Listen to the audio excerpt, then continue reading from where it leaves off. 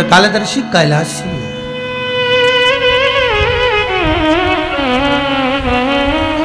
गौरप्रभ सुखदेव जी महाराज के पुत्र और ब्रह्मदत्त सुखदेव जी महाराज की बेटी के पुत्र।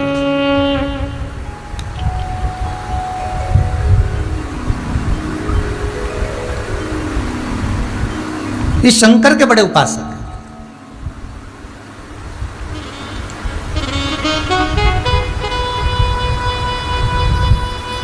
शिव उपासना में वस्तु बहुत चाहिए, ये कहीं नहीं लिखा।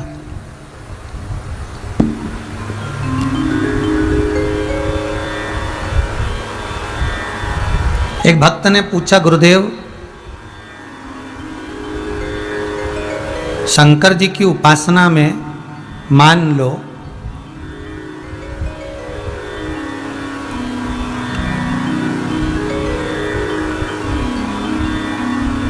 हमारा मन करे कि हम शंकर को तुलसी समर्पित करें, तो क्या कर सकते हैं?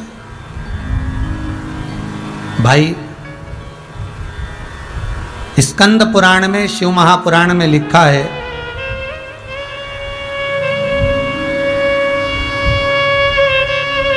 कि वृंदा के सात्वित्व का हरण भगवान विष्णु ने करा, शंकर जी ने जलंधर के प्राणों को हरा।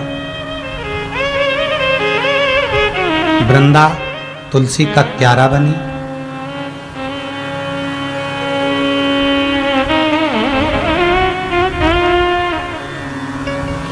तुलसी का दल शंकर पर चढ़ता है, पर उसकी भी तिथि निश्चित है।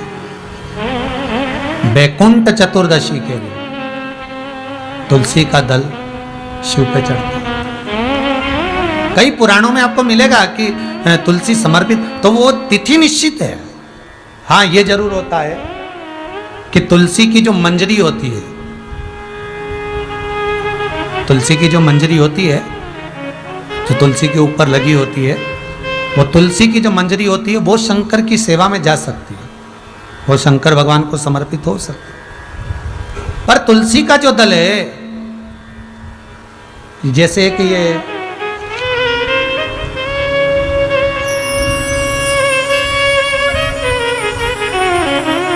एक प्रश्न करा था ये भावना जी परिहार ने कि गुरुदेव शंकर भगवान पर क्या तांबे के लोटे से ही जल चढ़ाना चाहिए, स्टील के लोटे से नहीं? प्रयास करा करो तांबे के लोटे से जल चढ़े। महाराज, इसी कुबेरेश्वर धाम की ऑनलाइन कथा पूर्व की श्रवण करिएगा, उसमें वर्णन किया था कि तांबे का लोटा जिसका मुख छोटा हो, गला लोटे का मुख छोटा हो, ऐसे लोटे से जब हम भगवान का अभिषेक या पूजन करते हैं तो उससे बीमारी समाप्त होती है, रोग छिन्न होता है। तांबे के लोटे से शंकर भगवान को दूध चढ़ाना चाहिए, नहीं चढ़ाना चाहिए? शास्त्र कहता है तांबे के लोटे से दूध चढ़ाने से पूत छिन्न होता है, इसलिए तांबे के लोटे से दूध ना चढ़ाएं। अगर दूध चढ़ाना है तो स्टील का पात्र ले लें, चांदी का पात्र ले लें, आदि दूसरे पात्र ले लें, पर तांबे के पात्र से दूध ना चढ़ाएं। फिर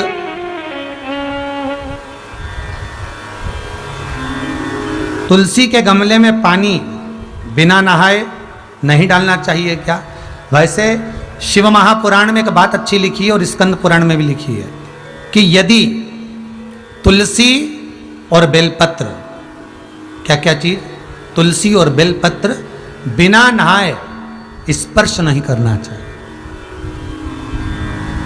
अगर बेलपत्र की पत्तियों को भी तोड़ना है, उतारना है, तुलसी के दल को भी उतारना है, तो बिना नहाए ना उतारें। स्नान कर लिया हो तो तुलसी के दल को स्पर्श करें, तुलसी को स्पर्श करें या बेलपत्र को स्पर्श करें। महाराज, बेलपत्र का भी स्पर्श बिना स्नान के नहीं किया जाता शिव महापुराण के अनुसार।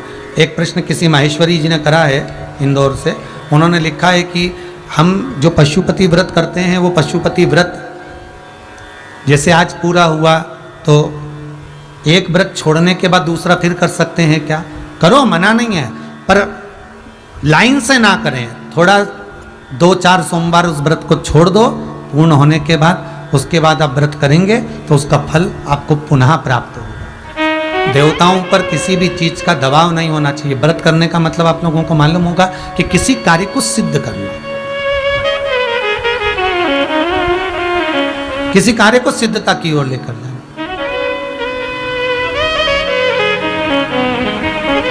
गौर प्रभ और ब्रह्मदत्त शिव आराधना में डूबे। शिवलिंग का निर्माण करना, पूजन करना, अर्चना करना, आराधना करना और उस आराधना में डूबे रहना, ये गौर प्रभ और ब्रह्मदत्त मामा और भांजे। बहुत ध्यान। कभी जीवन में मौका मिले, पूरा परिवार जब एकत्रित हो, और अभी तो लॉकडाउन के अंतर्गत घर घर में पूरा परिवार है, कभी मौका मिले और पूरा परिवार जब एकत्रित हो तो मन में विचार कर लेना कि आज मन कर रहा है कि मैं मिट्टी का शिवलिंग का निर्माण करते हैं और उसको एक एक लोटा पानी सारे घर के सदस्य मिलकर चढ़ाते हैं। कभी मन कर जाए तुम्हारा, बैसाख का महीना चल रहा है, कभी तुम्हारा मन कर जाए, तुम्हारे घर में छोटा सा शिवलिंग हो, चाहे पारद का हो, स्फटिक का हो, मिट्टी का हो, जो भी तुम्हारे घर में, पत्थर का हो, नर्मदेश्वर हो, मार्बल का हो, पीतल का हो, जो तुम्हारे घर में हो, कभी तुम्हारा मन कर जाए कि बैसाख का महीना चल रहा है, बैसाख के महीने में शंकर भगवान को जल के पात्र में जल भरकर गंगा, नर्मदा, सरयू, छिपरा, तुम्हारा मन कर जाए एक तसले में, एक पात्र में शंकर को रखकर सारी नदियों का स्मरण कर कर एक एक लोटा पानी बैसाख के महीने में शंकर को समर्पित कर कर देखिए, आपके मन की अभिलाषा के लिए।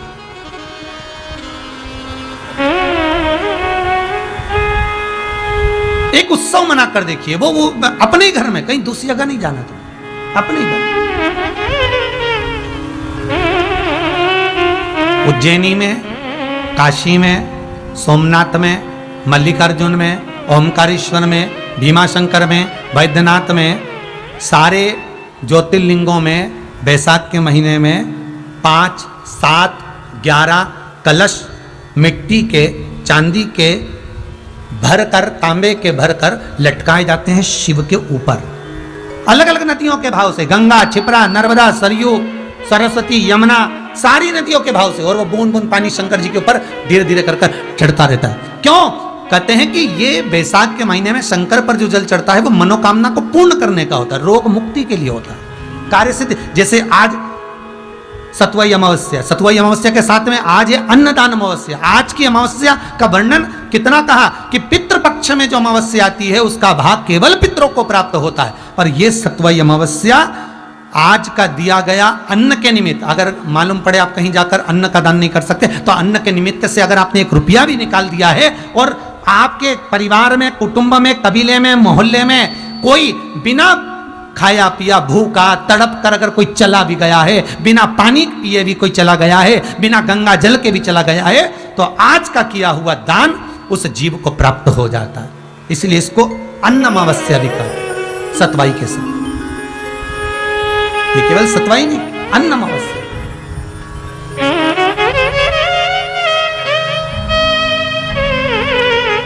उसका भाव होता है। कभी मन करे तुम्हारा प्रयास करना, अपने घर में एक बर्तन ले लेना, बड़ा सारा तवेला तसला, उसको रख लिया, उसमें शंकर जी रख लिया, नहीं हो तो अपने कहीं से मिट्टी ले लो, बाहर तुम्हारे बगीचा होगा उसमें से छोटा सा शिवलिंग बना लो। आज पूरे घर के लोग 1-1 लोटा पानी चढ़ाएंगे, आज 1-1 लोटा पानी सब चढ़ाओ। बैसाख का महीना है, भगवान शंकर को शीतलता प्रदान करें। कभी मन आ जाए तुम्हारा, कथा सुनते सुनते तुमने चंदन घिस लिया और चंदन घिसने के बाद आज मन कर गया कि कल या शाम तक कथा सुनने के बाद सब शंकर भगवान को चंदन का लेपन करेंगे, पूरे घर के लोग 1-1 उंगली चंदन, थोड़ा थोड़ा चंदन सब लगे। कथा सुनते सुनते तुम्हारा मन कर जाए आज 1-1 चावल का दाना सब इकट्ठा कर लो, 7 लोग हैं, 7 चावल के दाने इकट्ठे कर लो, आज शंकर जी को कथा सुनने के बाद चावल का दाना चढ़ाएंगे। बैसाख का महीना शिव का अनुमोदन करने में गौरप्रभ और ब्रह्मदत्त की कथा कहती है कि शंकर को ये जरूरी नहीं कि बहुत सारी वस्तुएं ही देना पड़ेगी। शिव महापुराण की कथा कहती है जो भाव से समर्पित कर दिया भगवान शंकर उसको स्वीकार कर लेता है, भगवान शिव उसको ग्रहण कर लेता है। और भाव से नहीं दिया जाए, दिखावे से दिया जाए तो शिव नहीं लेता। कथा आती है देवऋषि नारद कामदेव पर विजय प्राप्त कर लेते हैं।